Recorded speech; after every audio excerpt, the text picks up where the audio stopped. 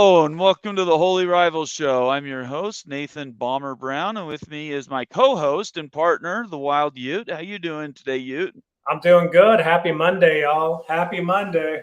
Happy Monday is right. We've got there's a little bit of news to report, but honestly, we're all waiting with bated breath for this fictitious, maybe insurmountable meeting tomorrow at the ACC. Who knows what happens with that? But we are hearing so many different things. It's kind of a goofy report, so we'll talk about it. But who knows what actually ends up happening? Later in the show, we're going to have Kyle Brennan is going to come on, who represents the Crimson Collective, which is a University of Utah NIL. We'll bring him in just a second. Let's get some business done before we get started. First of all, thanks for being here. If you're new to the channel, please subscribe. Leave us a comment or a suggestion. Definitely follow us and follow us on Twitter, and also turn on your notifications for YouTube. We've had a lot of reports, hey, I don't know when your show's on. Well, that's because people aren't turning on their notifications. So that's an easy way to make that happen, and we're really excited for you to be here today. On top of that, we want to make sure that everybody knows you can leave comments in the comment section, the running section that we use for the show on YouTube. And then if you want to make sure that your comment is read, you can either become a member, and I've pretty much tried to always read the member comments that are applicable when we have a show, or outside of that, you can give us a super chat, and those we always read. So before we bring Kyle in here, what do you want to talk about today? What is the biggest thing in your eye? Question: is that a KU logo in the back? Yes, thank you very much. Man. I appreciate you. I was going to get to it later, but we might as well do it now. I'm excited. So I got a KU and a Kansas State flag. I got this pennant from Summit Hawk. Summit Hawk is also the guy who sent me the KU helmet. Yeah. So he sent me this Kansas and Kansas State, I guess we'll just call it a pennant, and I wanted to make sure that everybody saw it, and then I'm putting them up. I don't have a ton of room behind me, so when I do these bigger type displays, I'll do as much as I can. This one I'm just going to leave up the whole show, and I really appreciate Summit Hawk sending that in. I received it yesterday, and it's like getting Christmas in August. All right. Yeah, let's give a shout out to some people here. So Nathan Campbell, first one in. We got Conundrum. Glenn's in the house from the Philippines. What's going on? We got Immaculate, S. Reed. We've got a full show, y'all. So here's what we're going to be talking about today. So we're going to bring Kyle Brennan in, who's the CEO of the Crimson Collective. We're actually going to have a conversation about really what's the purpose of a collective. We're going to ask him some questions on like the A through Z's and how those work. So the first part of the show is really going to be understanding collectives and the importance of collectives. We're going to move on and talk about the University of Utah quarterback situation, because right now there's some injuries actually in the quarterback room. And then we're going to go and last and talk about Stanford, really where Stanford's going to go and the decisions they've got to make, along with Cal and Oregon State and Wazoo. So we got a full show today for you. And I think it's a perfect time to bring Kyle Brennan. You bet. I'll bring Kyle in, and then Kyle, before you get started, I want to make sure everybody knows that in the background, when we are all minimized, you can see 2 QR codes that's in the background on our show. The one on the left is for BYU's Could Connect, and the one on the right is for the Crimson Collective, which is who Kyle represents here. So Kyle, nice to meet you, first of all. I'm sorry I missed our lunch. That was a busy day for me. But kind of tell us who you are, why you're trying to get the word out on Crimson Collective, and kind of what's going on at Utah today.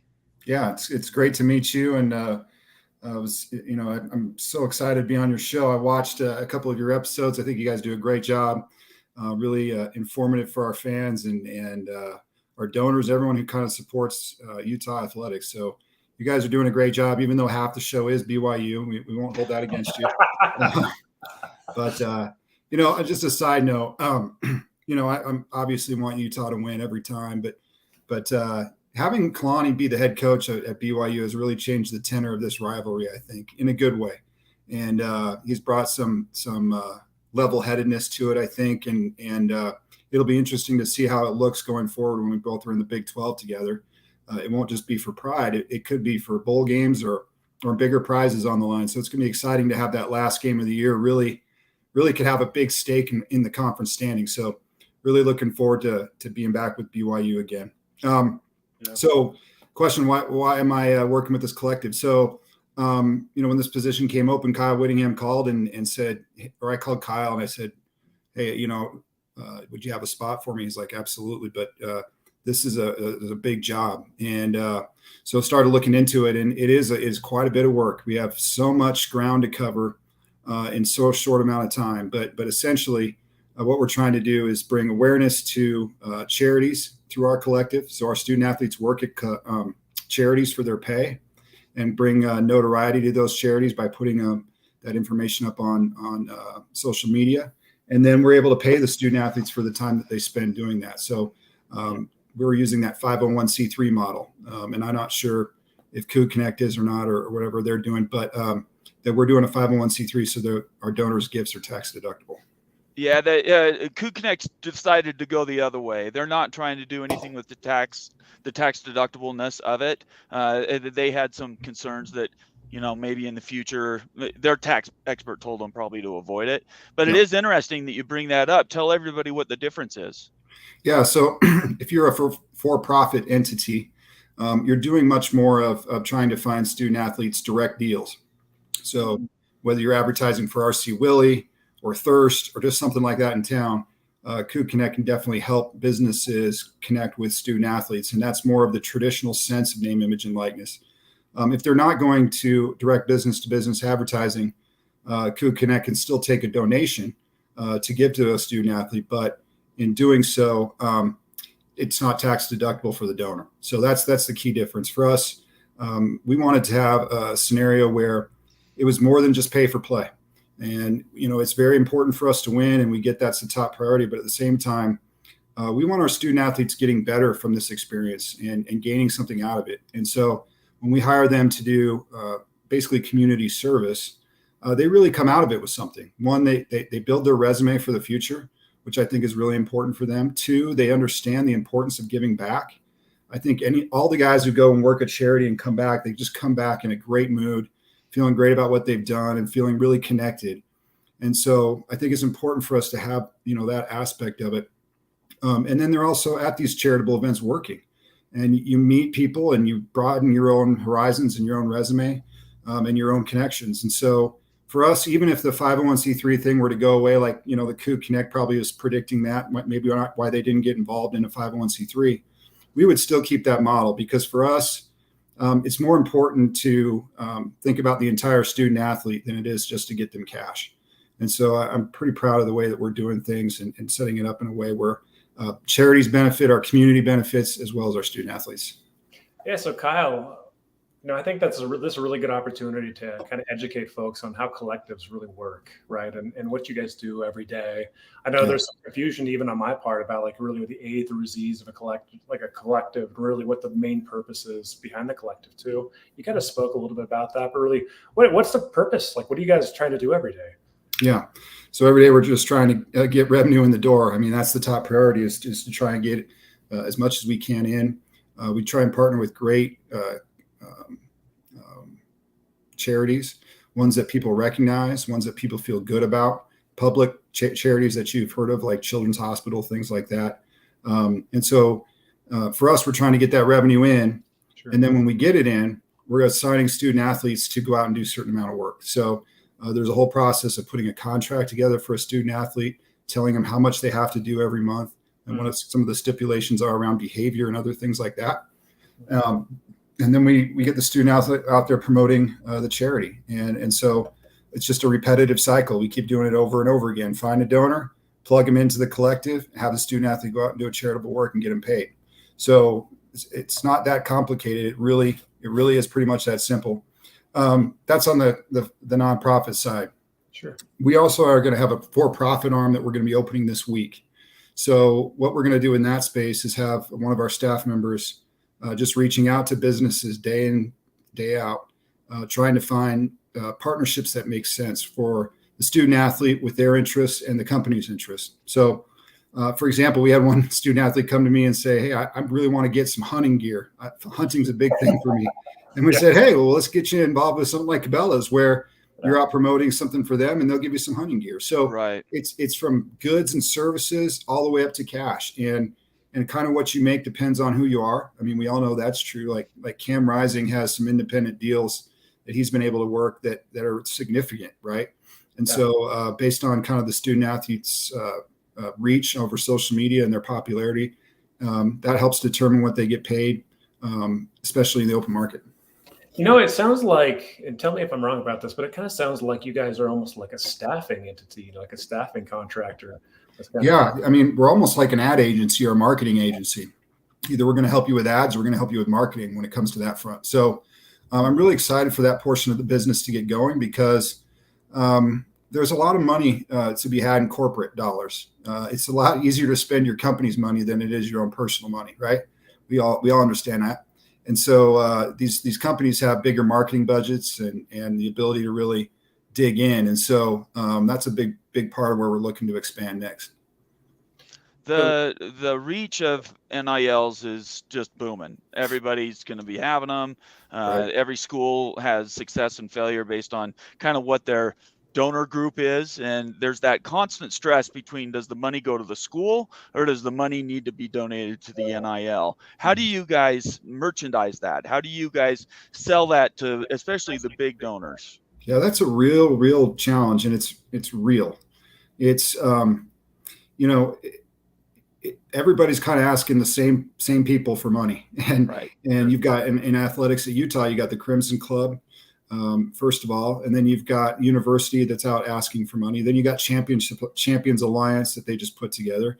Then you've got 3 collectives in Utah athletics asking for money. So one of the challenges I'm trying to work through right now is coordinating with the other collectives to make sure that we're not just hitting the same person the same week, and it makes us all look like we don't know what we're doing, even though we're separate entities. Right. And so it's really important, I think, to have that collaboration there.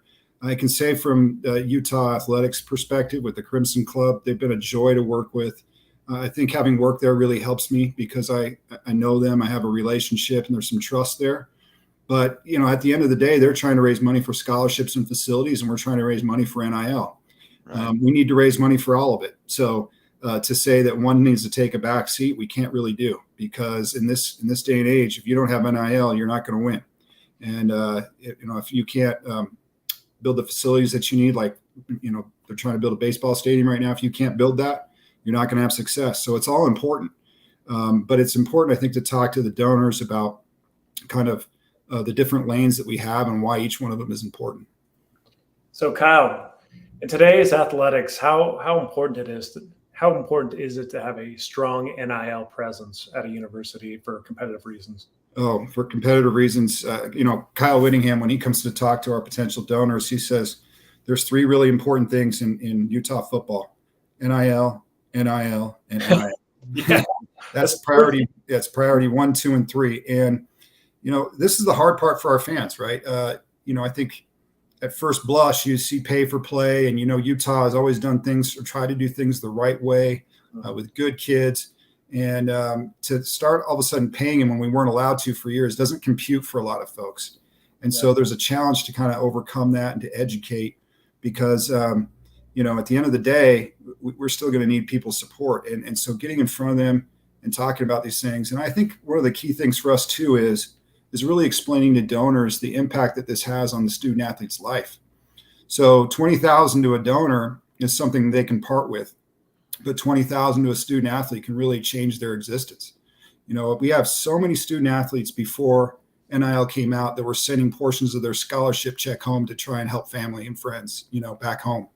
And now they have the ability to really help. And so for a lot of our students, this is a godsend for them and their family to make meet those bills or get that extra need kind of thing. And so really am proud of that part of NIL and think it goes overlooked. I think a lot of us are always thinking about, that guy who, the Alabama guy who's going to make $5 million this year and look at that and don't, and that seems wrong. But the majority of the kids getting NIL deals are not getting those amounts. And the amounts that they're getting are truly making a difference in their life and their families. This is a really, really basic question. I think it's actually a good question. Can you delineate the difference between NIL and a collective? Because I think it's confusing for a lot of folks. Yeah. You're kind of used interchangeably. Yeah. All that NIL is the ability for student athletes to earn money off their name, image, and likeness. Okay. There's two ways to get that done. One is through direct advertising, right?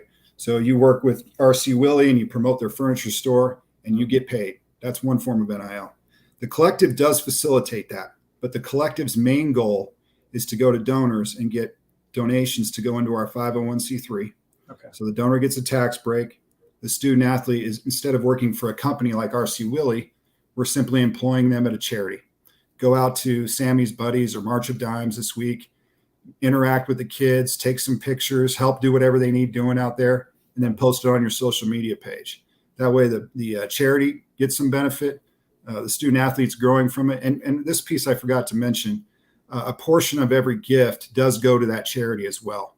So we're also helping those charities out financially. It's not a huge chunk. The majority is still going to our student athletes, but we're definitely sending money to these charities as well.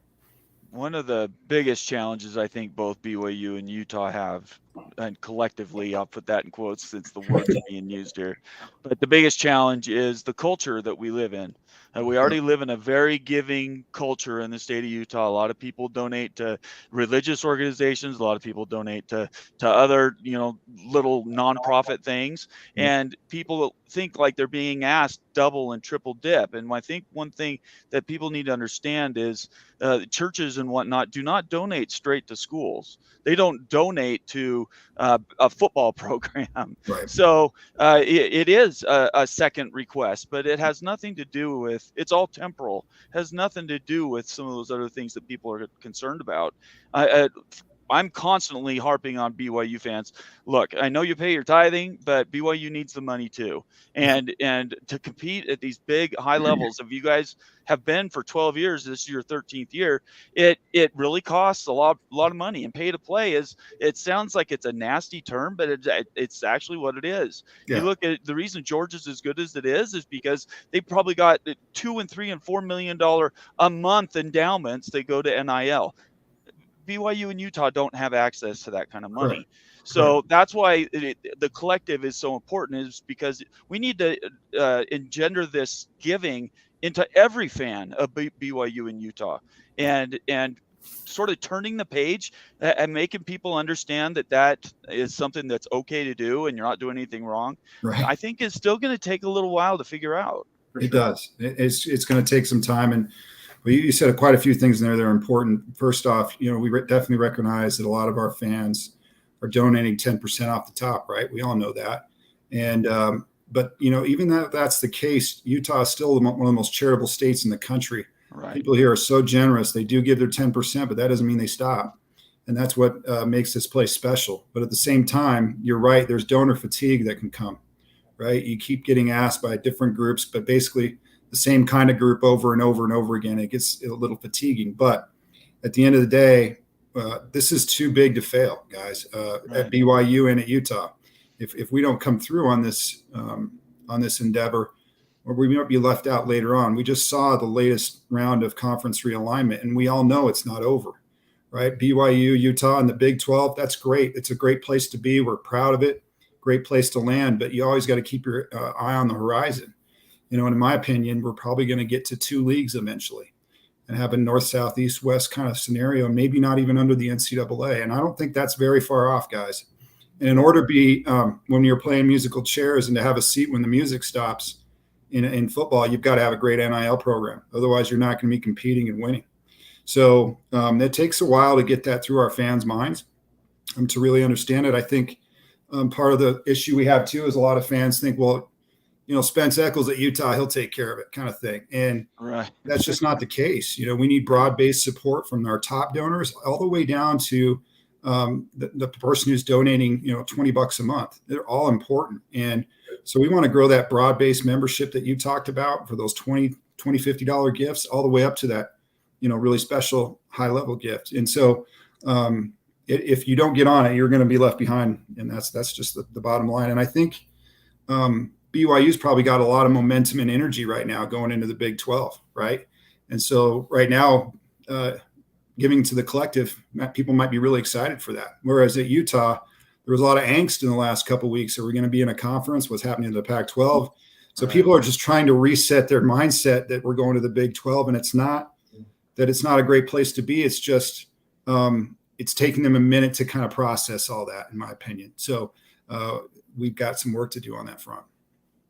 Yeah, I've got a question here, Kyle. So it seems like to me that there's some negative stigma with collectives and NIL out there. Sure. And I was going to see if you wanted to speak to that. Like, why do you think that is? I think there's a couple of reasons. One, you hear stories of kind of the exorbitant amounts that people get, and I think that sends a little taint over things. And then the other thing is, I think that some collectives aren't doing it the right way. There are collectives out there that say they're a 501c3, but they're really not following necessarily IRS rules, or it just seems like a vehicle for the cheating for cheating like they used to do, almost kind of thing. And so what I'm so proud of with Utah is we wanted to do this in what we call the Utah way, which is doing it the right way. This has got to be something our fans are proud of. This is something that's got to bring, a positive, put the university in a positive light, not a negative one. And so kind of have to overcome some of those messages that have been out there in the media. But at the end of the day, our fans need to know that the money they give is going to the student athletes. It's not being swallowed up by the collective and paying all of us a bunch of money. 97% of our gifts get to the student athlete. And so I think that's really important for people to know that, hey, this isn't a moneymaker where, you got a bunch of administrators sitting around counting their cash. This is 2 or 3 of us hustling every single day to try and get every dollar we can to our student athletes. For sure. I think it's pretty fair to say that in the next 3 years, the next negotiation is 2026 for the playoff. And where that goes, whether it's 12 teams or it goes to 16 teams, I think both BYU and Utah have aspirations to be in that final group at each and every year. Yep. So we only got a few minutes left here. If I give you just like 3 or 4 minutes, what's your major pitch to get people energized? Because I'm going to steal some of it, I think, because I want to be doing it for the BYU side as well. Yeah. Well, my elevator pitch is, hey, look, first of all, we got to win ball games. And, when we get Kyle Whittingham to come in, he talks about it very intensely. Like, I can't even do it the way he does. So my elevator pitch won't be like his, but he comes in with that hammer, and it's, items 1, 2, and 3 is what we need to be successful. And so first and foremost, that's what we got to do. And that's why we're here, to help University of Utah football program win. But secondly, like the things I've talked about before, it's so important for us to help these kids grow into great young men. And being involved in charity and doing community service helps them. It helps build their resume. It helps them build character. And it also gets them connected and having a network that they may not have had before. And on top of it, we're able to help charities. I mean, Utah is, like you talked about, a state that cares about charity, that gives a lot. And so we've had some really cool partnerships with these charities that have allowed for us to really promote them, to give them some money, and the connection has been amazing. And so there's really no downside. There's no lose. It's charities win, student athletes win, and Utah football wins. And that's what matters at the end of the day. We cover all those 3 things through our collective, and really proud of that fact. Like I mentioned earlier, should 501c3 ever go away, we're going to still have our kids doing community service, because the community wins and the student athlete wins. And for us, that's important. Very nice. Hey, Sal, coming over. I'd like to get your thoughts on the Gator Utes game here coming up. Yeah, I can't wait. What's your thoughts? Give us like a little summary of how you see this game going. Yeah. So you guys know more about it than I do. I've been out of Utah for the last 3 years, so my knowledge of the team is not what it used to be. But I can tell you this much. Going down there last year and should have had the win at Florida gives me so much confidence coming into playing that game at home. We all know that Cam may not be available for that game. That does throw a monkey wrench into it a little bit, but I still think we're the kind of team that's going to line up with Florida and run the ball like we always do and play great defense. And so even if we have a quarterback, who's not as experienced coming in, he can manage that game under this offensive coordinator who's doing a great job, and make sure that we can be competitive and win a game like that without a guy like Cam. Now, over a whole season, that's different, but I think game 1, we're going to get them at home because we're tough. Our fans are going to be excited. They're going to be playing out here out west. That's a disadvantage for them this time. We had to go all the way there. And so I think we'll be ready for those guys. And I just can't wait to see, I think, a really improved defense this year. I know that last year it may not have been our usual typical lights out, stopping the run, stuff like that. But from what I understand, we're ready to go this year on that front. So really am excited for that Florida game. And guys, I don't know about you, but this is the longest month of the year. It's like waiting for Christmas when I was a kid, and every day is like agony. And so what are we, 10 days out, I think, right now? It's very close, yeah. Yeah, and so next Thursday, yeah, it can't get here soon enough. So I'm just excited to watch that game. And then what's so great is Utah has a great schedule. You know, when I was with the program, I helped put this schedule together, and so to have 2 Power 5 opponents in the non-conference, you know, if we can win those 2, we are in really, really good shape, especially starting with like number 14 ranking, I think is where we're at, depending on which poll you look at. So the season is set up for a lot of success again, and we have an experienced quarterback and a lot of great people back. So I think this is could be a really exciting year. If you're the one who put this difficult schedule together, yeah, Kyle? Yeah. It's a murderer's row, my friend. It is murderer's row. It is. You ask for competition, and when you get it, now all of a sudden you're saying, wait a second, what did we ask for? BYU's done that so many times where they scale up their pro. You know, that 2021 schedule the BYU played against basically all of the Pac-12 South and even a couple North schools was crazy, right? There's no reason you should normally do a schedule like that, but sometimes you're put in a position, all you can do is knock down who's put in front of you. That's right. So I guess that's the last thing is knowing what your schedule is. And I was going to make a snide comment about how tough this beginning 5 weeks is going to be for you guys. Where do you think you guys end up? That's a great question. I think that as I look at the South, it's all going to come down to us, and I think USC at the end of the day. And you know, I like Kyle Whittingham's chances because I think he's 2-0 against the new coach out there in California. So, you know, we got that experience on our side. We got toughness, but I think it will come down to that game for us.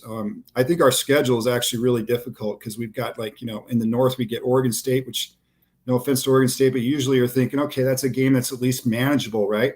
All of them are a fight, but it's manageable. Now it's like, man, those guys could win the conference too.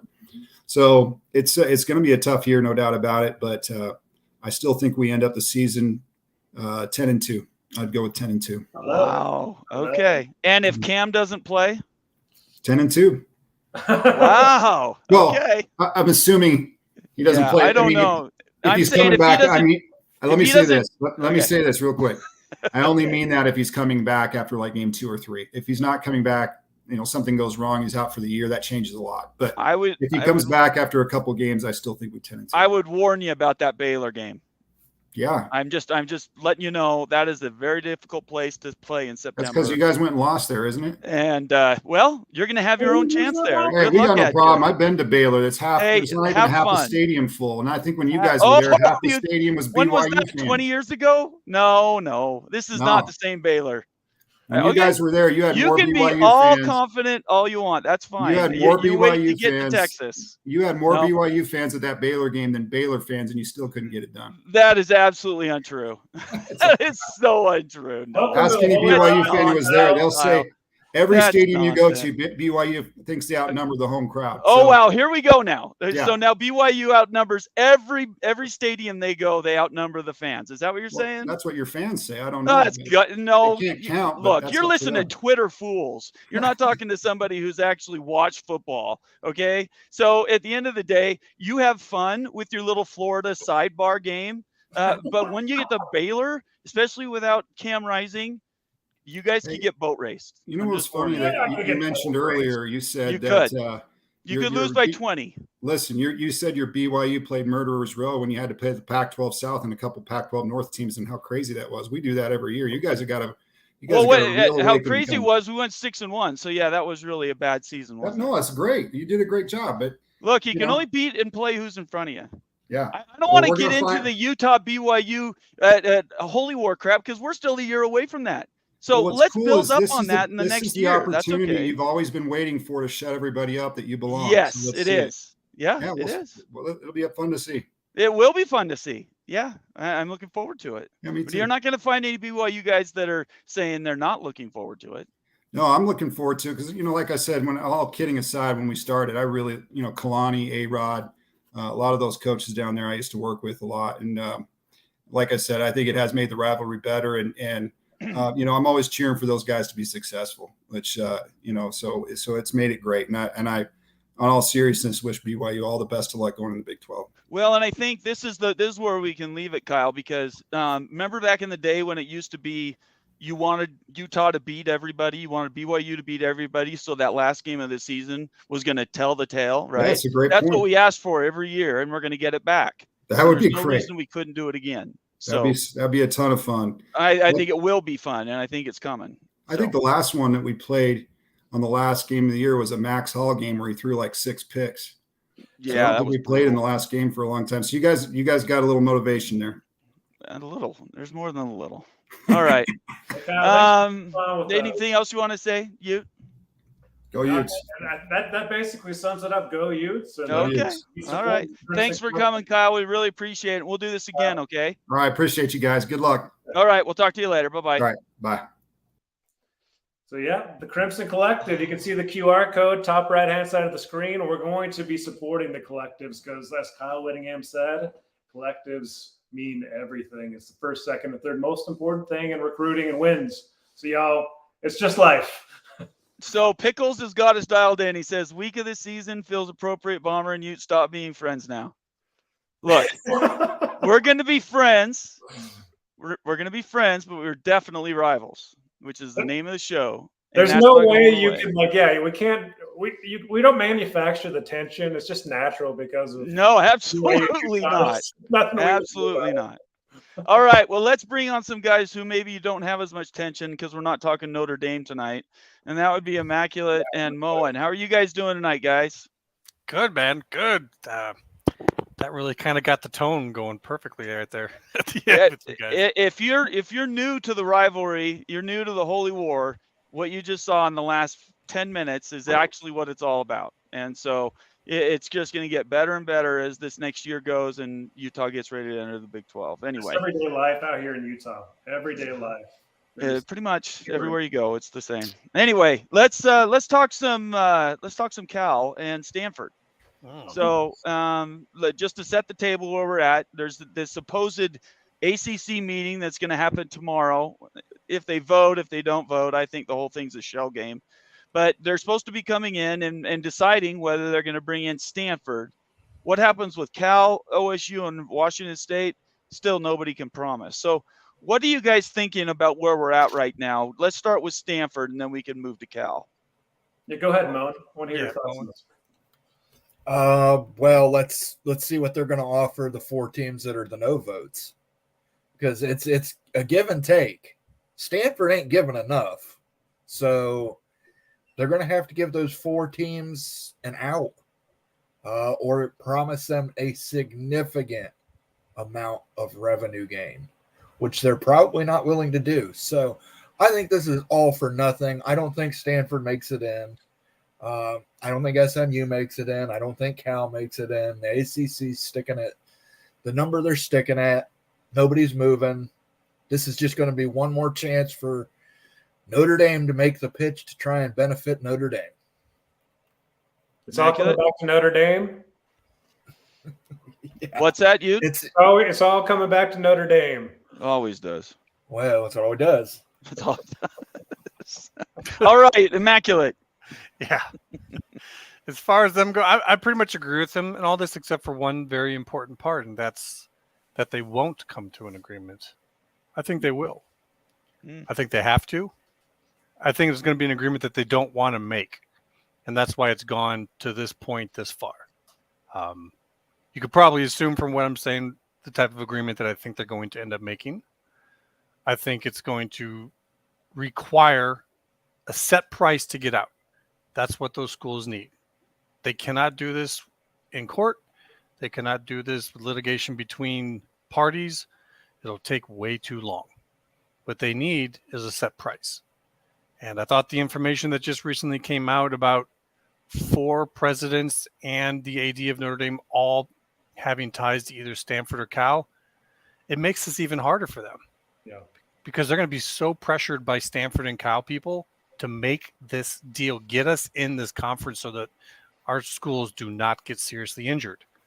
That doesn't help them. That hurts them because the other side now knows they have this going on behind the scenes and this pressure, so they can just sit there and wait. So I don't see anything making this vote change except for exactly what those schools want. And that's not just more money. They would have to be making up like $30 to $40 million a year. That's not coming from this. I think that it has to come down to, a very big agreement that most people probably think is impossible. So we'll see. Yeah, that's from the ACC side. I mean, look at Stanford and Cal, though. I mean, really, does it make sense for them? Like, really, does it make sense for them? Because they're going to come in with such a revenue deficit. Like Cal Berkeley already is having trouble in their athletic department finances. You're talking about getting little to no revenue. I mean, even if they got a small cut, it's not going to offset the travel expenses. Like, I don't get how this makes sense for anybody involved, this cross-country travel stuff. Like, not even in basketball and football. It just is hard. Nothing makes sense. From the ACC side, it's not making sense like you guys are talking about. From the Stanford and Cal side, again, the finances and the travel just don't make a lot of sense. It just seems like it's way too difficult and convoluted. So I just don't see it really working out at the end of the day.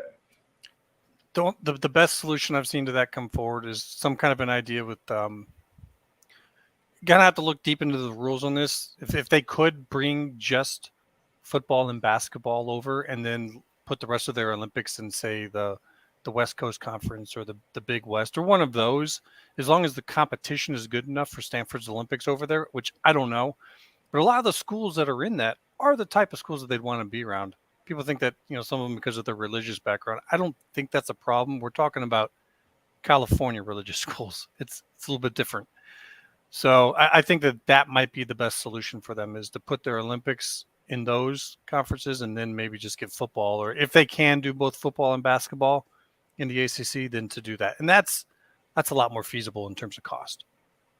Yeah, so you're traveling just occasionally with that cost. With the money sports, right? With the money. So right. the only motivation, to answer your question, the only motivation is to stay relevant.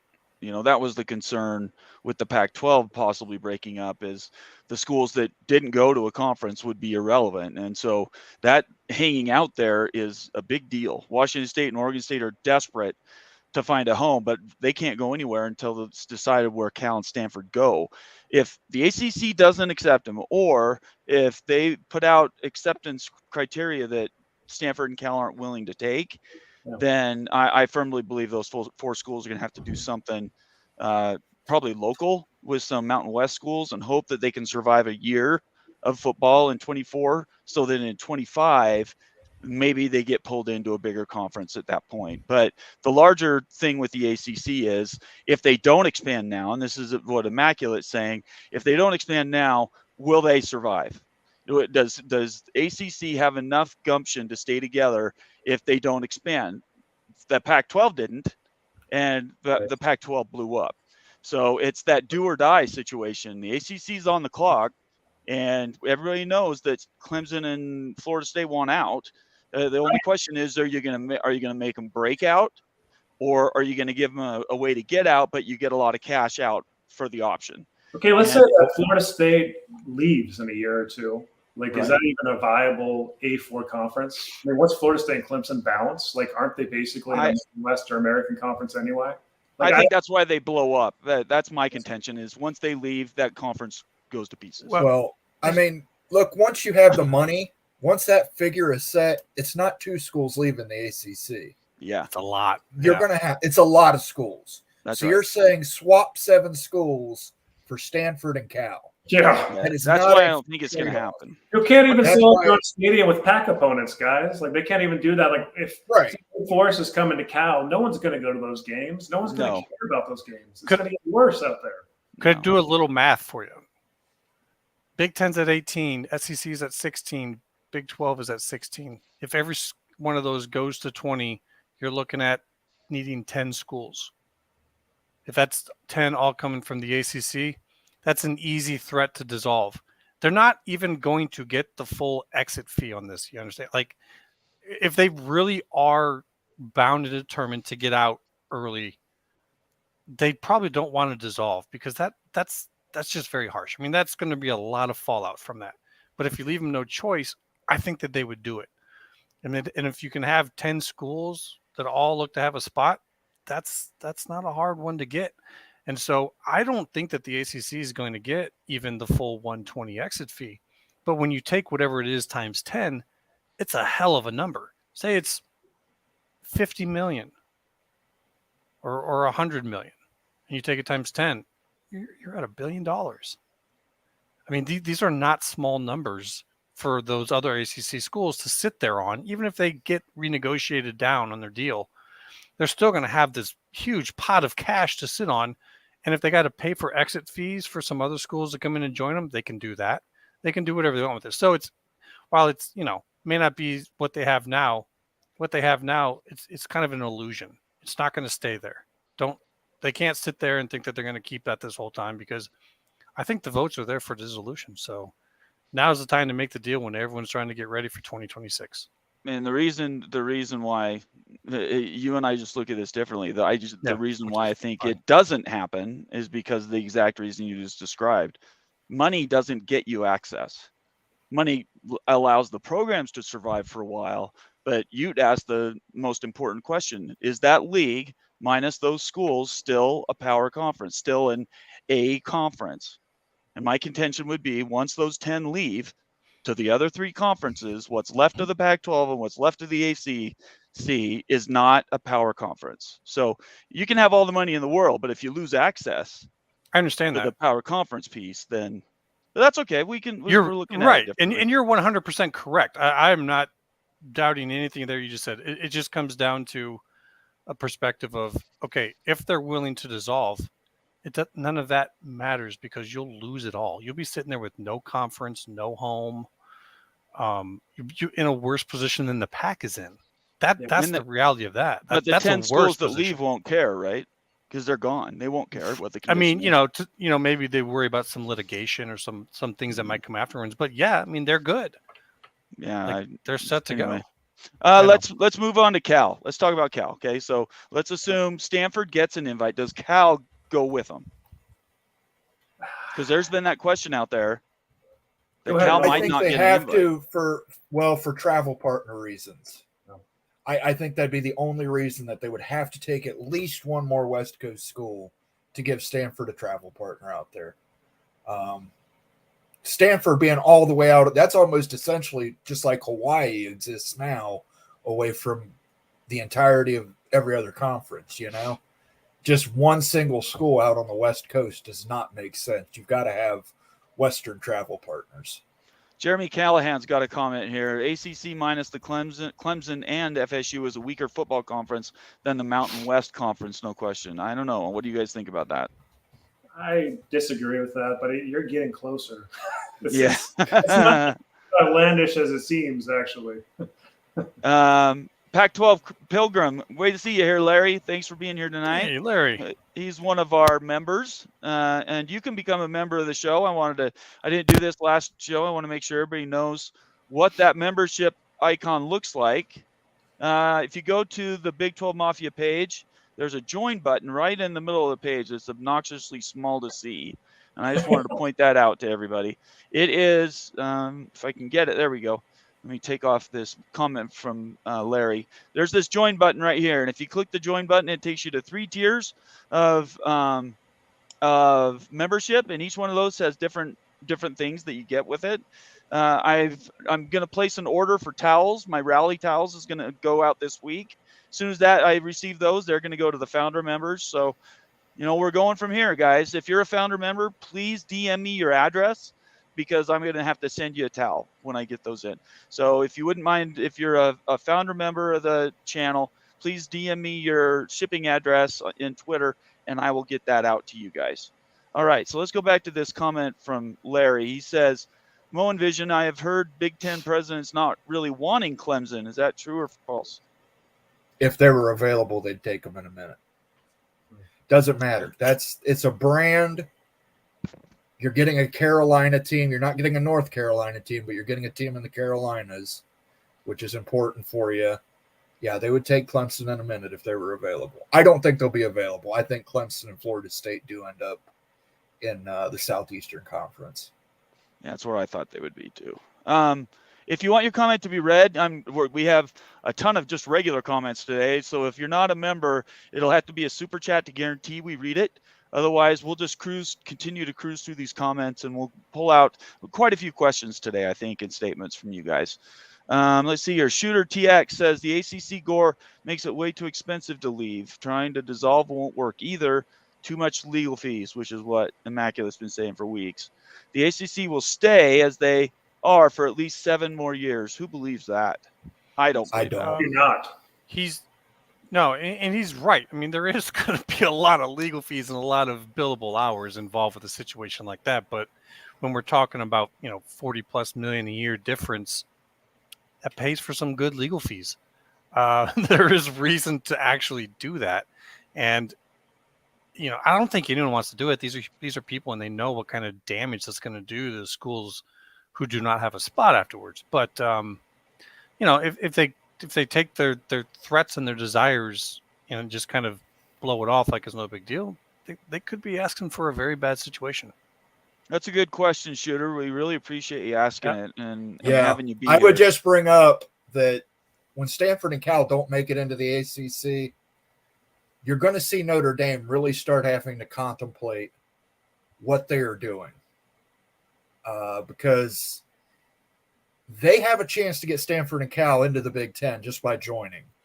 So if the ACC rejects them again and Notre Dame sees the writing on the wall, Notre Dame could bolt, and that could open up a whole can of worms for everybody else in the ACC.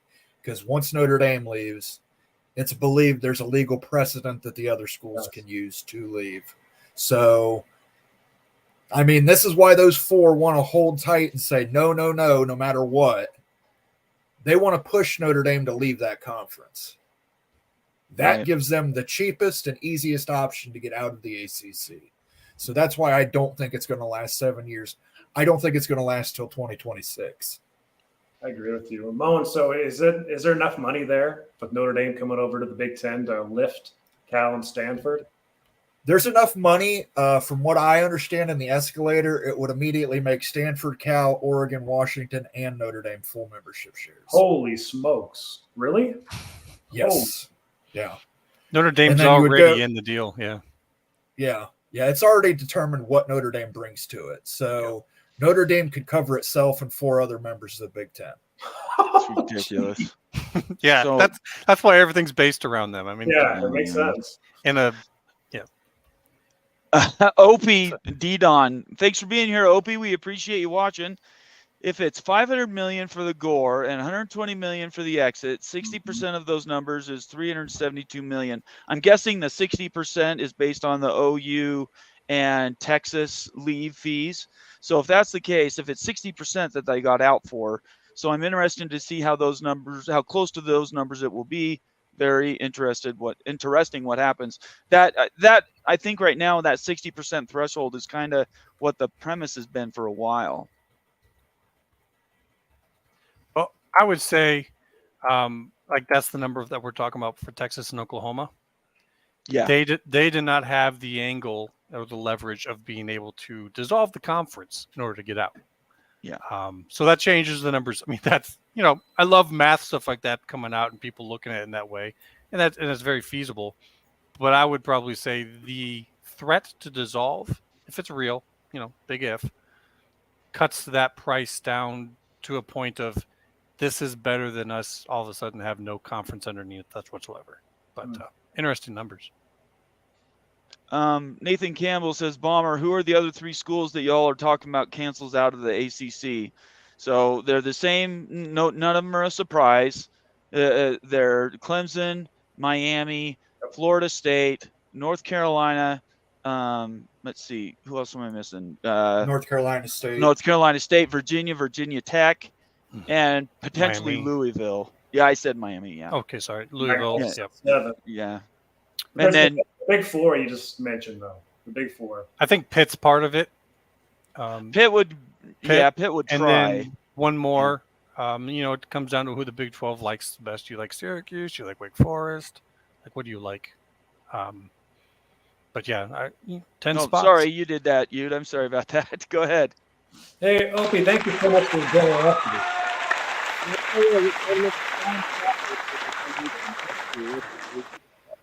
I love it. There we go, Bomber. Yeah. All right. Opie says, I think these universities' backroom deals know where they can go. With some having multiple choices, to me, the real question is what will ESPN's pound of flesh be to make them whole? Yes, 60% for the whole. Well, I mean, just from what we were saying earlier, if 8 of 10 schools go to Big 12 and the SEC, how damaged is the ESPN really when they're probably getting better ratings for all of those teams than they were getting in the ACC? I think they go to the SEC. So what ESPN takes, they kind of are taken from themselves in the ACC contract. They're just paying more for the same product.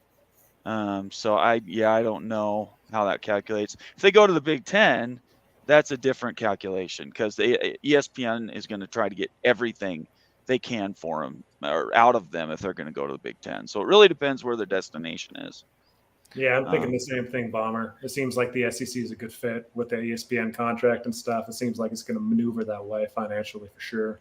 It would definitely grease the skids, right? It would, provide the impetus to sort of go over. They do need money for the rest of the conference. They would get something, but I don't think it's going to be near what it would normally be.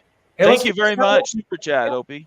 Let's give a shout out to the community. We've got 122 people in the house right now. Seriously, guys, thanks for coming out and representing. So keep those questions coming, and we'll answer them. But let's go back and talk a little bit more about this Cal situation. Okay? Yeah, go ahead. We talked about Stanford for a second, but Cal is a really interesting story because they don't have the finances that Stanford has. They don't have the endowment, and then their athletic department is broke already, guys. They're already broke. So really, what do they do? Let's see if I can bring up let me see if I can bring that picture up. Hang on one second. Sure. Yeah. So what does Cal do? What's the play here? Do they go along with Stanford and take low payout? Can they afford to do that? Where are they going to get the funds for their athletic department? Now you can kind of see here, this is the Sportico information, and this is for Cal Berkeley. So this is kind of just laying out what they reported financially from their athletic department back in from 21 to 2022. And you can see the left-hand bar graph, their football revenues. Their football revenues, they had in 21 to 22, and that fiscal year end, they recorded about $44 million. And a good chunk of that was media rights, almost 20 million of that, and also conference distribution. So you're seeing that Cal's currently essentially broke, and they've been recording, at least in this examination period, about 27 million approximately, and in media related money. So the question is, if they're already broke, really, where are they going to get the money to do this traveling? And I don't know. I don't know where they get that from. are they going to get it from UCLA with the Calimony tax from the UCLA going to the Big Ten? I've got to think that, the Cal Board of Regents and a lot of folks in California are really pissed off about this move because UCLA has really screwed Cal, guys. It gets more evident every day, but this is breaking out the finances and how desperate Cal is right now. UCLA leaving Cal, it really, really is breaking the back of Cal Berkeley because I'm not sure they can afford just the travel if they don't get a lot of media distribution to go over to the ACC. So what are your guys' thoughts on that? That direct institutional support, is that just straight subsidy from the school university itself? And then basically from the state of California? Yeah, I'm not sure exactly what goes into that number, but basically that's outside support, not really that the athletic department's generating. So it's just lift the athletic. That is painful. Yeah, it doesn't break it down, so we can't tell exactly what that means. Okay. It's just a lump sum. I know, there's other ones like we've seen with UConn where they have this institutional subsidy, and a lot of that money then comes from the state through the school, then to the athletic department. I'm kind of wondering if that's maybe the same thing. It could be. Really, this is just the illustration to get real practical about it. This is what the financials say. This is the historical real financials, and now we're talking about them going cross-country travel, in football and basketball for for maybe no pay or little pay. I don't know how Berkeley can afford it, honestly. Guys. Don't they owe $140 million still on their stadium? That sounds right. I don't know the exact figure, Bomber, but I think that they're in debt. So they're already behind. But stadium figures don't have to come out of operating budget, right? Those can come from donations, and there's other ways that they can pay that back. But that's a lot of money. Yeah, I mean, like Stanford can maybe like lift, we can take a look at Stanford's financials. We have to go to the EADA side. It's not going to break it out like this. It's not going to be as clean. But really, the idea that everyone's talking about is Stanford's just going to use their endowment funds to fund their athletic department. That's not how it works. I mean, their endowment's huge, but it's not used to fund the football program and pay coaches and everything else. So I don't know. Maybe Stanford's not listed. Yeah, Stanford's a private school, so these are all public schools. Okay, I just wanted to make sure. Yep. No worries. Okay, well, let's pop off of that. Yeah, so what do you guys think about that? I mean, do you think Cal can afford to go to the ACC? Well, they've got to go somewhere, but I thought it was interesting that you said that UCLA screwed Cal. Well, when the story comes out of how the Big 12 poached the Pac-12, Cal plays a really interesting part in it. So that is going to be something that everybody's really going to enjoy on that 30 for 30. Cal's fiscal situation is a direct result of Cal's mismanagement of their athletics department. Mm-hmm. Plain and simple. The fact that they tried to strong arm UCLA and the Big Ten is probably the one thing that hurt them more than anything else right now. The Big Ten is holding firm. They're not going to add them. The only way the Big Ten's adding Stanford and Cal at this point is if Notre Dame joins. Right. So Cal's lack of relevancy falls on Cal. They made poor decisions throughout the athletic budget, poor decisions in their football. I mean, even you have Marshawn Lynch and Aaron Rodgers as alumni, and you don't use those guys. I mean, how can you not use those guys to go out there and sign athletes? You're more concerned about students. So, I mean, Cal has nobody to blame but Cal. Cal has nobody they can go to.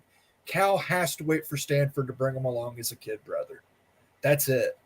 And I still don't see that happening. At that point, you're going to see more pressure exerted on Notre Dame or a reformatted Pac-12 conglomeration, but they probably won't play football in 2024. I think you'll see those four schools take 2024 off, and the new Pac-12 will be about in 2025. Moan, do you see Cal bleeding UCLA out in media distributions because of this calimony?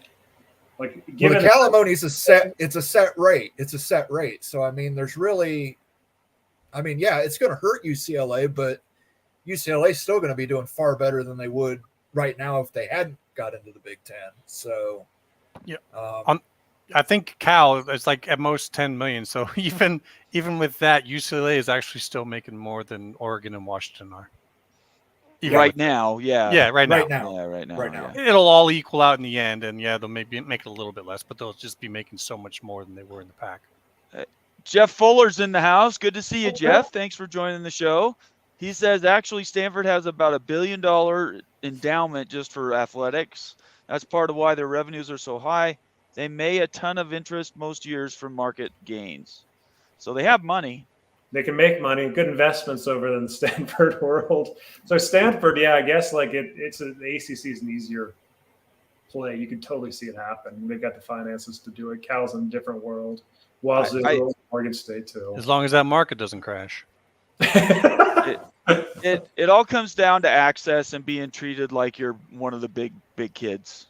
So again, if Stanford gets in, that's purely going to be for appearances. But I still don't think. I think Stanford is actually probably part of the Cal solution. I think having them nearby, having that local in there, I think will be worth some money to Stanford, and they'll probably help make that solvable. So that even if this is just like football and basketball, they'll make it so that California can be part of it too. Daniel Gayak says, good to have you here, Daniel, by the way. I'm trying to find the article, but Cal Berkeley has $440 million in infrastructure debt. Yeah, Moan's right. I mean, Cal has been That's horrible with the finances. Like insane. they're to blame for this. Like there's nobody else to blame but them. They've been horrible at hiring coaches. They've mismanaged plenty. I mean, it's on them.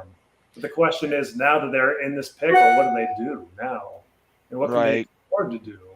And probably go to the Mountain West guys. So I see it. Internally, they've looked down at sports so much there that this has to be a real kind of coming to reality moment for them. Even for them, they have to look at sports as if it matters, and I don't think that they're liking that too much right now. So let's put it on the table. Do you guys think they have a vote, which they still have never had a vote? They've all been straw polls. Is there a chance the ACC actually does a vote tomorrow? And nobody said that it has to be settled tomorrow, but the vote would basically be, yeah, we're going to pursue this, or no, we're not going to look into this any further. Let's just go around the table. What do you think, you? I don't think that it's going to happen. So if there's the vote tomorrow, I don't think there's going to be enough support to move the needle on this thing. So I don't see Stanford nor Cal nor anybody going to the ACC.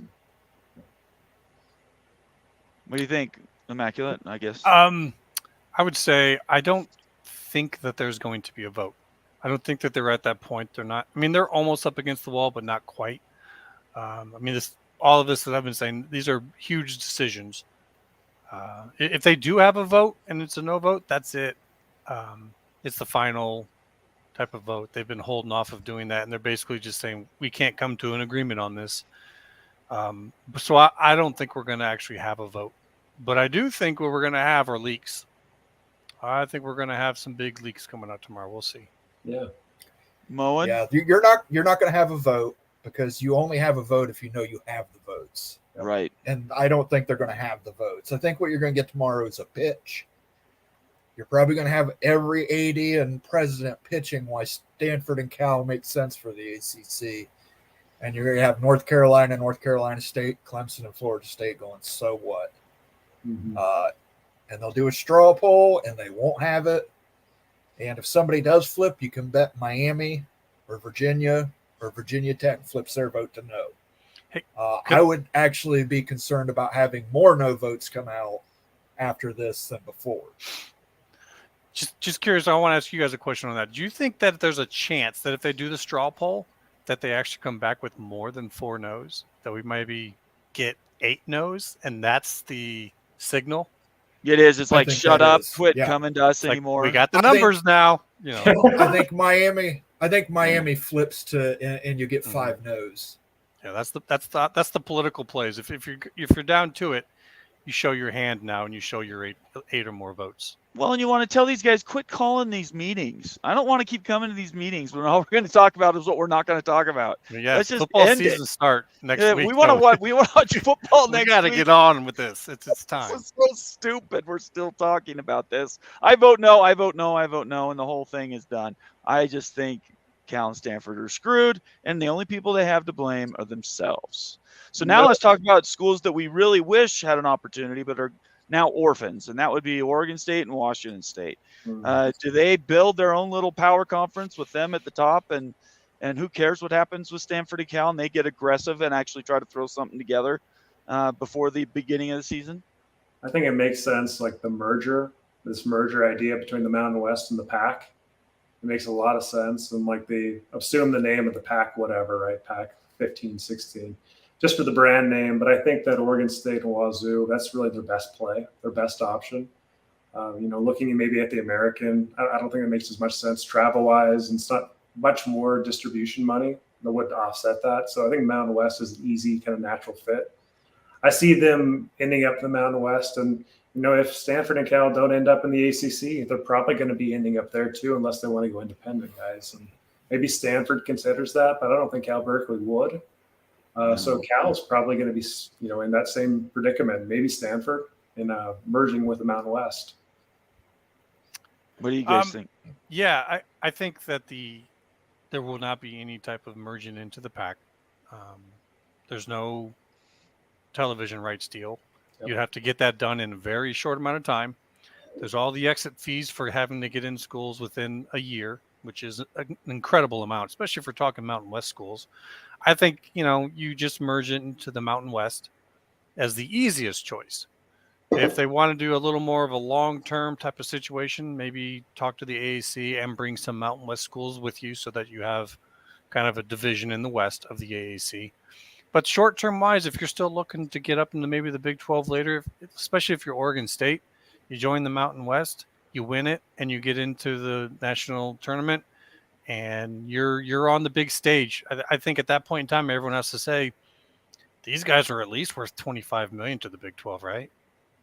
Because, I mean, look how much they're bringing in with just the credits for getting in that far. So, and that's not like a foolproof plan, but I think that's where I'd go if I was them. I'd just take your lumps, go to the Mountain West, win it, and go to the tournament. Moen? I agree. I think pending the fact if Notre Dame wants to continue to Notre Dame, Stanford would go independent. Cal, Oregon State, Washington State would join the Mountain West. And, they'd be competitive there. They'd be really competitive there. Oh, yeah. Sometimes it's better to be a big fish in a small pond. This is the question and we've only been talking, and I'm not saying us four, I'm talking out in realignment land. Everybody's been talking about what happens to the rest of the Pac-12 assets. Is there not a legal maneuver where to eliminate all the exit fees, if they took every school from the Mountain West and brought it with them to the Pac-12, they would keep everything that the Pac-12 has and all of its ownership stake, its war chest and all that, and they could just basically write off or X out via vote all of the leave fees so that they could keep, like you said, keep the Pac whatever name and then keep all the assets. Yeah, there's got to be a way to do that, right? Does Stanford and Cal leave so that those no votes are gone?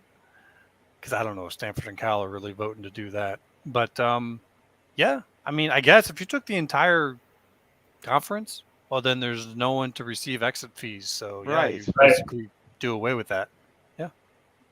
Yeah, I got to think there's a way to do that. Now, whether, like you said, whether Stanford would vote against its own interest, I have no idea about that. The same situation still applies, though. If you're moving into the Pac-12 as a conference entity, you don't have a TV rights deal, and you're sitting there with less than a year in a very weak negotiating position. Like, it kind of seems like you're going to get bent over a little bit there. Yeah. If I would still go into the Mountain West and try to renegotiate that deal. At least you have something in place. You have some visibility. Visibility is going to be key, especially when it comes to getting the rankings in order to get into the playoff. Especially if you want to try to get 2 in there. But well, think about it. Think about it. Could if Oregon you imagine? State, I can't imagine. Think about it though. If Oregon State wins, they goes right through there, and Washington State goes through it with 1 loss. Nah, I don't. 1 loss.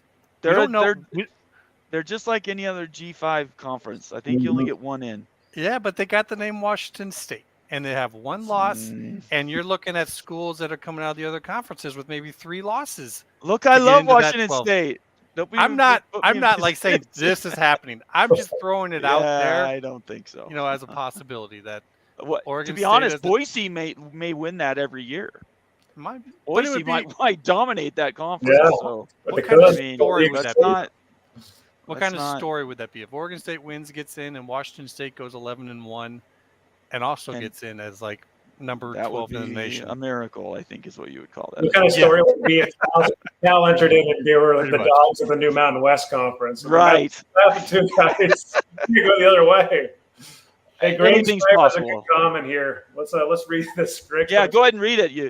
Yeah, if we've learned only one thing about conference realignment, is that academics aren't really a factor. See the pine trees. Yep, we're you're guilty of academic, dialogue and stuff. And through this realignment phase, I've learned that money really matters much more than academics. Right. Thanks for being here, Greg. Yeah, appreciate it. A little bit of humble pie. Yep. Jeff Fuller says Bloomberg article in 2002 or 2003 ranked the top 30 largest athletics endowments. Only like 15 were over 25 million, and Stanford and Notre Dame were the top 2. There's no shocker there. No shocker there. Let's see. Our Webb, who's one of our members, good to have you here, our web. Thanks for being here tonight. He says there will never be a vote until they know they have the votes. Yep. Right on. I We agree heard with that unless they're ending it and they're saying this is over. We're not Yeah. going to get this done. Then they'd have the vote because they know it'd be a no, but then that's it. Like, Good point. it's done. Mhm. Yeah, that's I don't true. even think they have the vote. I don't No, think no, they would I put agree. Stanford and Cal through that. I think it would be a straw poll only. Yeah, that's true. If you're new to the channel, please subscribe. We haven't done this little check down in a second. Please subscribe. Leave us a comment or suggestion. Turn on your notifications on YouTube. That's very, very important. Hit the little bell underneath the video you're watching, and that will always let you know when our show is going to be coming up. We always give people hours and hours to know before we're on the air. And then leave your comment. We're trying to get through as many as we can. If you're a member, those are read first, and then super chats, we read all super chats. All right, go ahead. You. Yep. So Shooter says academics do matter. They matter to the Pac-12. I mean, Pac-10, the Pac-9, the Pac-4. That basically sums it up. I mean, academics matter as long as the money's the same. When the money's not the Well, same, academics don't matter. at least, well, in the Big Ten's expansion, 3 of the schools had good academics. So Right. 3 out of 4 Absolutely, ain't that's bad. true. Kyle Visser says these schools without a TV home should put their games on public TV and sell their own commercials. Maybe folks would start watching public television. Wow, that sounds like something I heard from Tony Altimore. I think just take all your own TV rights and sell them. I've heard that on a few shows where they say that's the most powerful play they could do is go out and go to the local Albertsons and down the street to the local car dealership and sell your own rights. If it was that easy, Well, folks, everybody would do it. Stanford owns their own cable company, so Stanford could probably do that. Washington Yeah, State really? and Cal and Oregon State cannot do Yeah. that. Yeah, Washington State, Cal, Oregon State. Yeah, there's a cable company, Cardinal Cable. It's in Yeah. San Francisco. Yeah, they own it.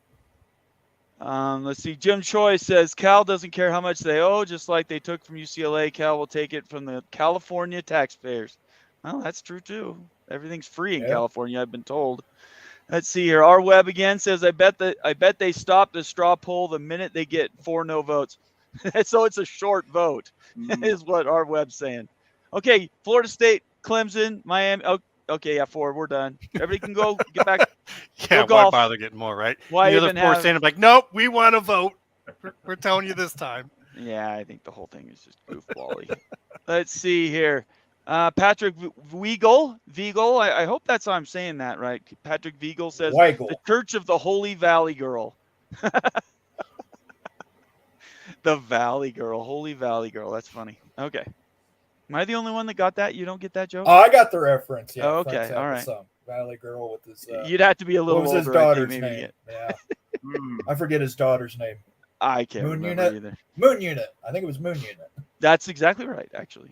Moon Unit. Our Hey, this web- is shocking. I don't think our web's ever agreed with me on anything. So this is really, really cool right here. So, all right, here we go. I agree with Wild Dude about a Mountain West merger, except they really need to get some central time zone schools to enhance the future media value. Otherwise, same time zone issues as the Pac. He's not wrong. It just depends if they're making a long-term play or a short-term play right now. If it's short-term, not necessarily. If it's long-term, you might be onto something. we'll have to find out. I think time will tell. Cougar Tracks is in the house. Here I am, always late to the party. Body blue, raised arms.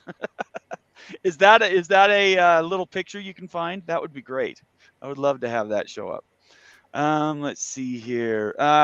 Shooter Text says Indy Stanford would have a hell of a travel budget, and if the P4 moved to 10 conference games, it might really be hard for Stanford to schedule quality games. That was the argument against all of the different Pac-12 schools possibly going independent. Washington, Oregon, they all looked into it, and believe me, BYU really struggled to get schedules put together. It was a nightmare.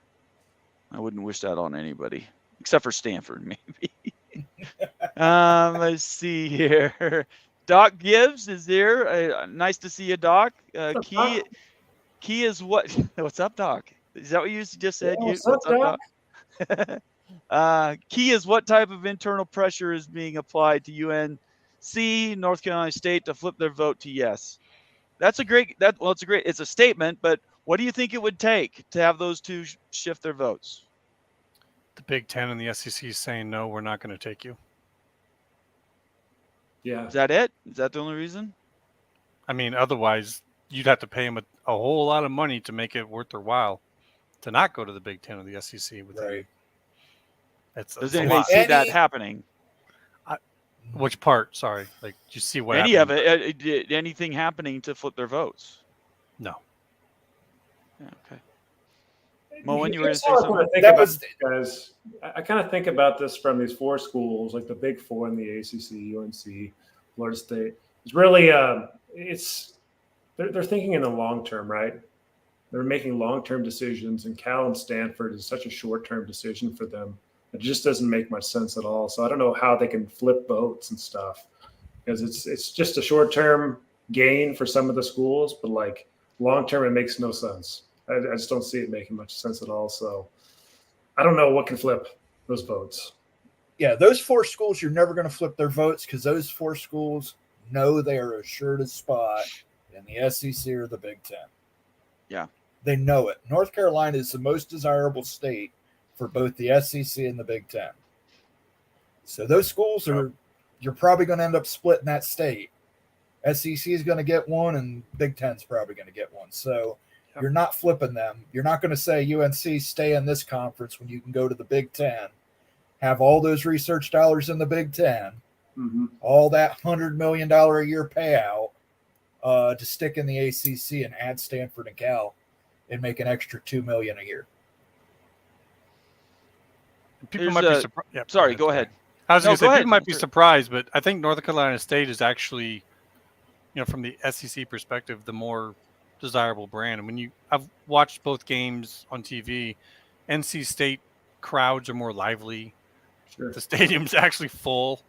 NC, we think of them as basketball and this major brand, but I think that NC State in the SEC has a much higher ceiling. So, yeah, I think that both of them have spots.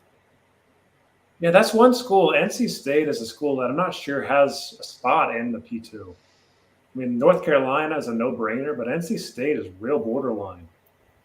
It's a Unless big they need school. some information, that feel pretty comfortable. You got to realize that the SEC and the Big Ten both want schools in North Carolina. The two biggest schools in North Carolina are UNC and NC State.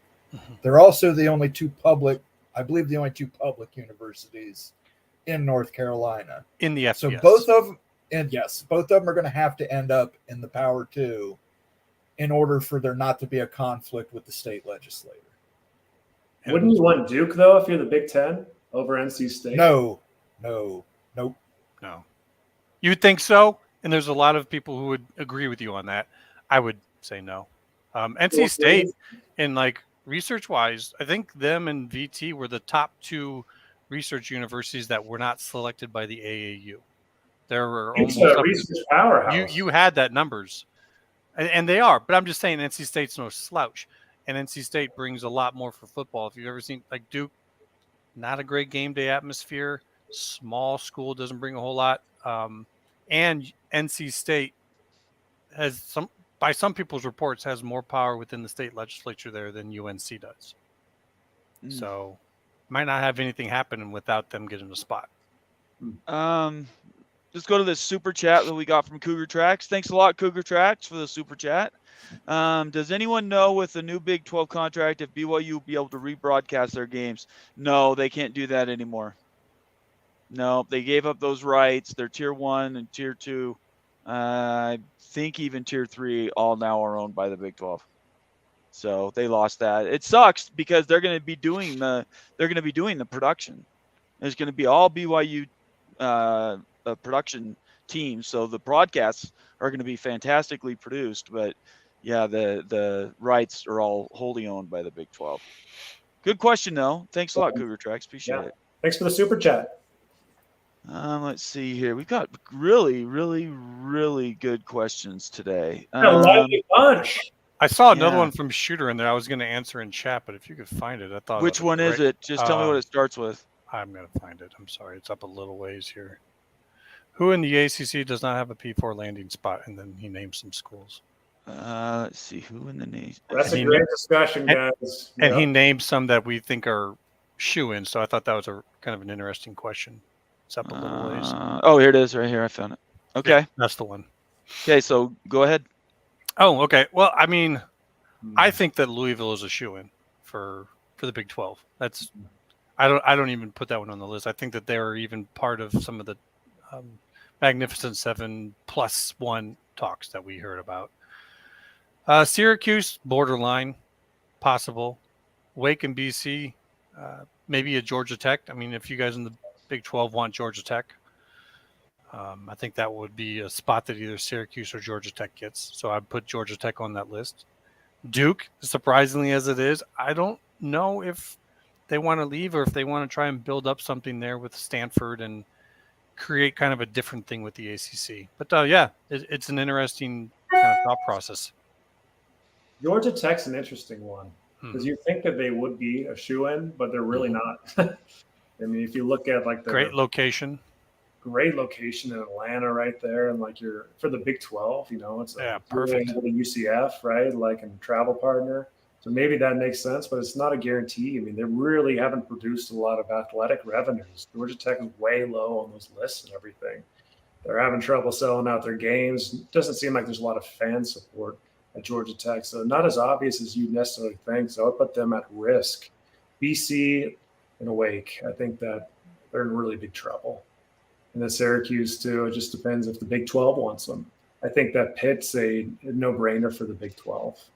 Fit for the Big 12 and Louisville as well. So, yeah, I think the ones that are going to get left out are BC and Wake for sure, and maybe Georgia Tech and Duke also is that borderline. Moen? Yeah, I agree. Louisville's a shoo-in for the Big 12. I know some people have them as a dark horse SEC candidate to pair up with Kentucky. Syracuse, I like for the Big 12, especially if you're going towards basketball. Get into that Northeast corridor, pair them up with UConn.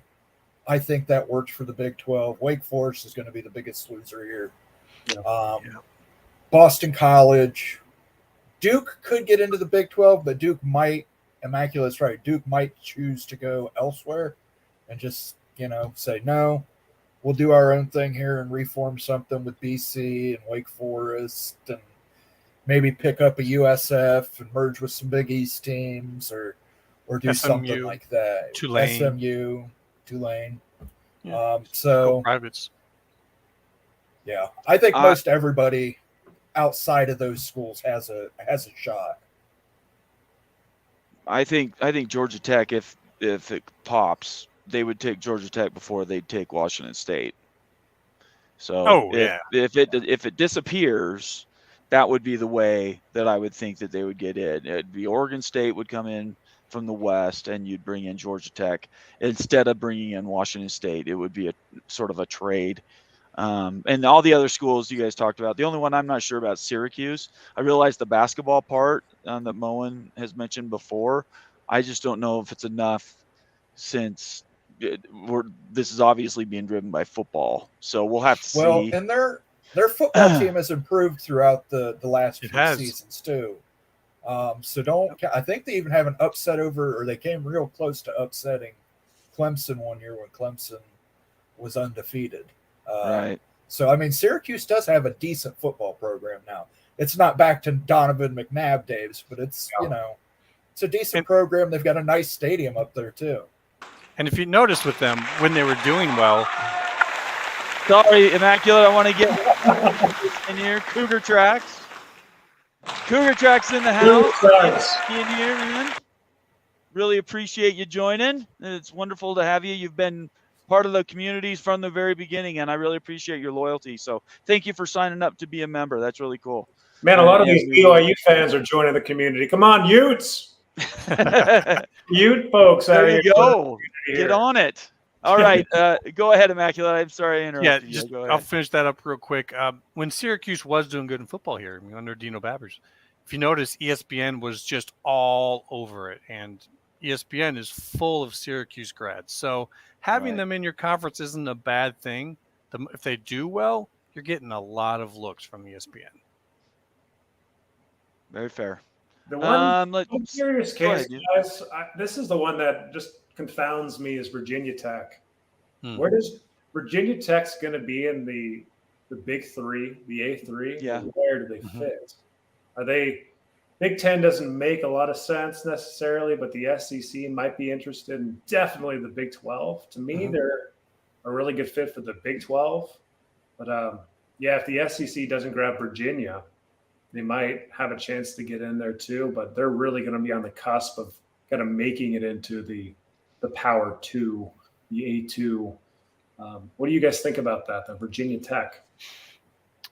I love them in the ACC. I like them grouped up with Tennessee, with Kentucky. If you take a North Carolina State out of North Carolina, I think that whole group really fits well.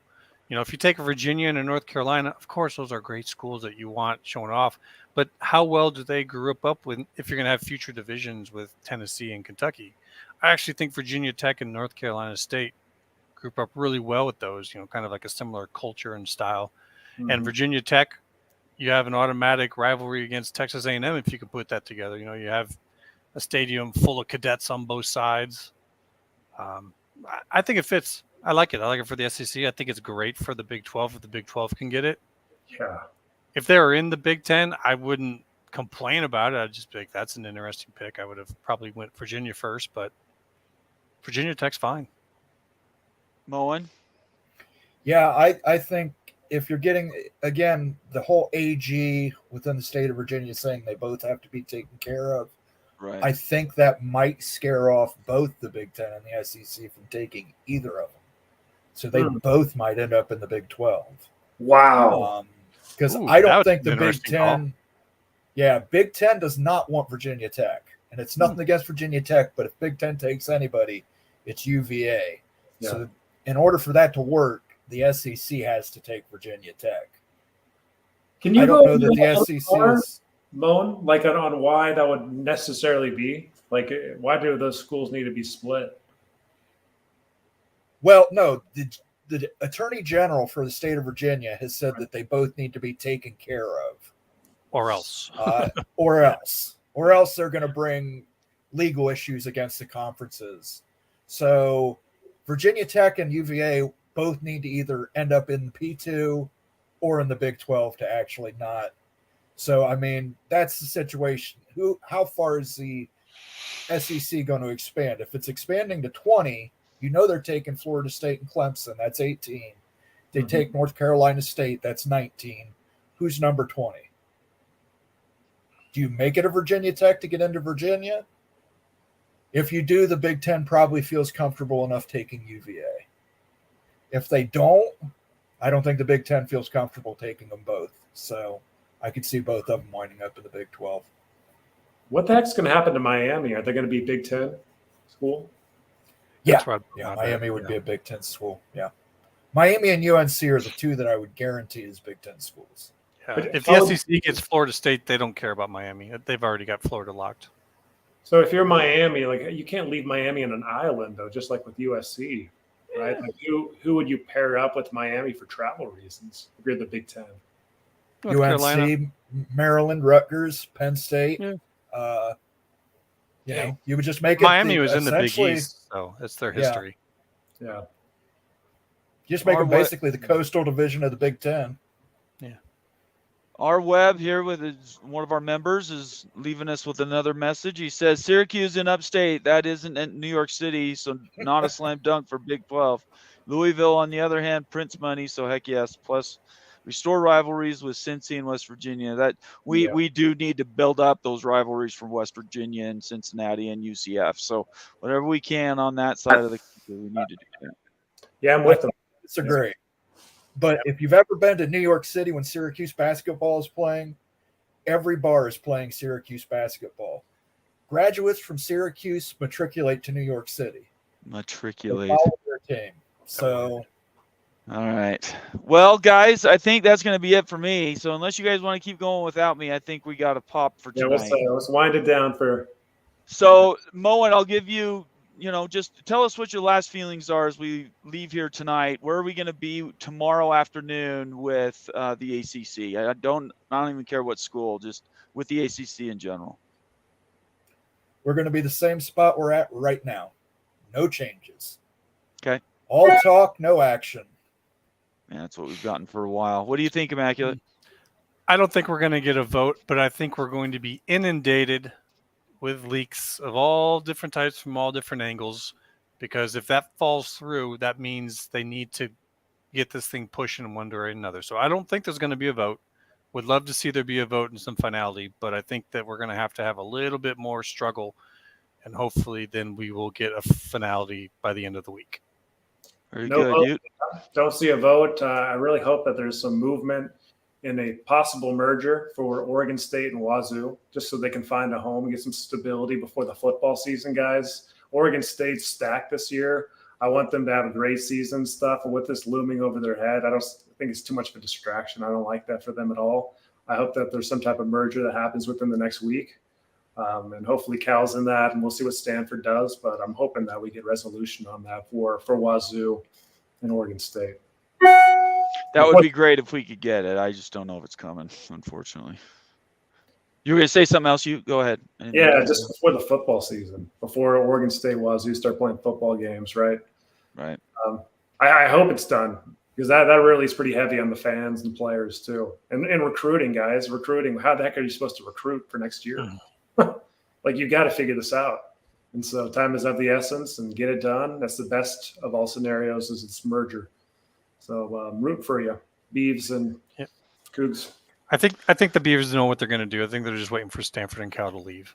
So something's going to happen. I know that. I just don't think it's a vote tomorrow. And the ACC, I don't think is going to happen. Sorry, SMU, but I don't think you can write a check, Charles, to get in there. Anyway, appreciate everybody being here. We've been over 130 people watching live. We really appreciate it on a Monday. Thanks for joining us. Please subscribe to the channel. Turn on your notifications for next time. I have a preview for tomorrow. We have a show with Notre Dame, the Four Horsemen podcast, and that's going to be at 7 p.m. Eastern tomorrow. So look forward to that. Appreciate if you guys want to come and participate in that. And then after that, we have another Big 12 Mafia show, which will be happening at 8 Eastern. So outside of that, if there's any other comments or statements you guys want to make, otherwise I think we're going to check out. Florida fans, we're going to get you this time around. I'm sick of your smack talking, so be ready.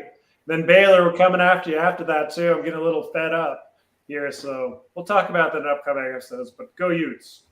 All right. Mo and Immaculate, we'll see you later. Thanks so much, guys. Appreciate you being guys. here. Everybody else, Good talking to you. have a great night, and peace out.